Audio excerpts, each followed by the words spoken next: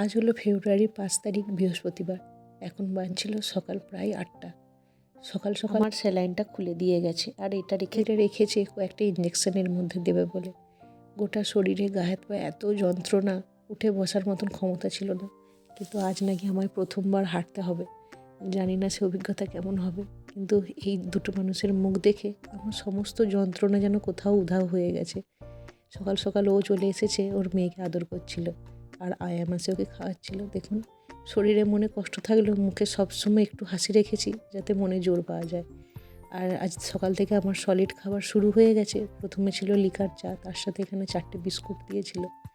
আর খানিকক্ষণ পর প্রায় সকাল 9:30 নাগাদ এখানে মুড়ি, ঘুগনি আর আলু ভাজা এসেছিলো।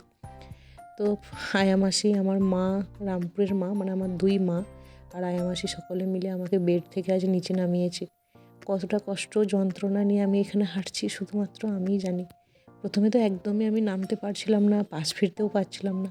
তবে ঠাকুরের নাম নিয়ে আমি নেমেছি আর এখানে হাঁটছি, কারণ আমি জানি আমাকে পারতেই হবে। আমি যদি আজ হাঁটতে না পারি, আমি এখন কতদিনে আর হাঁটতে পারবো না, বা এই জোরটা মনের মধ্যে রেখেই আমি হাঁটতে শুরু করেছিলাম। তো 2 মায়ের সাহায্য না থাকলে আমি কিছুতেই বিছানা থেকে নেমে দাঁড়াতেই পারতাম না। তবু দেখুন, কথা যেন আমার মুখে আর বন্ধ নেই।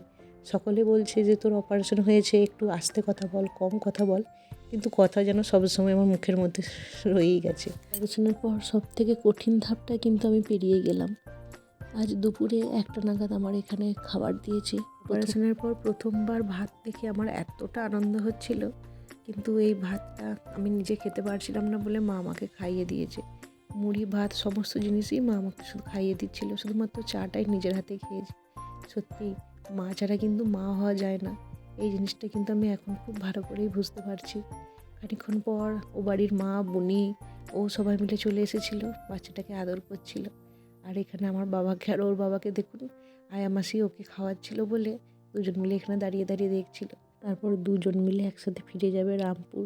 এই কয়েকদিন বাবা আমার শ্বশুর বাড়িতেই রয়েছে, ওখান থেকেই ওর সাথে আসা যাওয়া করছিল। ঠিক বাড়ি ফিরে যাবে, আর যেই বলেছে মেয়েকে বুড়িমা আসছি, মেয়ে দেখুন তত জোরে হাতটা শক্ত করে ধরে রেখেছে। এটা দেখে ও এত আবেগপ্রবণ হয়ে পড়েছিল, আমি জানি ও প্রকাশ করছে না, কিন্তু ওর চোখ মুখগুলো দেখুন একদম অন্যরকম হয়ে গেছে। ও এত, ওর মনটা খারাপ হয়ে গেছিলো এটা দেখে। ও বারবার আমাদেরকে বলছিল যে ও আমার আঙুলটা কিছুতেই ছাড়তে চাইছে না। যতবারই বলছে আসছি, ততবার আঙুলটা দেখুন চেপে চেপে ধরছে।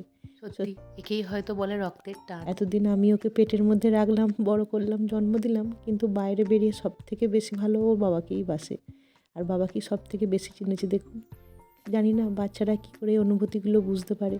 যতক্ষণ না মেয়ে আঙুলটা ছেড়ে সম্মতি দিল, ততক্ষণ দেখুন ও কিন্তু আঙুল আর ছাড়ায়নি। ওখানে বাবা হয়তো বাড়ি যাবে।